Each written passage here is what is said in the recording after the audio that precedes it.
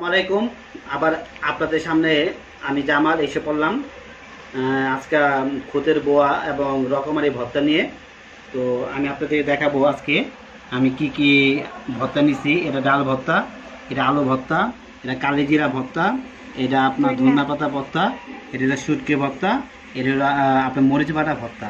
তো আমি প্রথমে ডাল ভর্তাটা একটু খেয়ে দেখবো এই ভর্তাটা কেমন হয়েছে। আমার বড় বোন আমার জন্য পাঠিয়েছে এই খাবারটা। আসলেই ডাল ভর্তাটা খুবই মজা হয়েছে।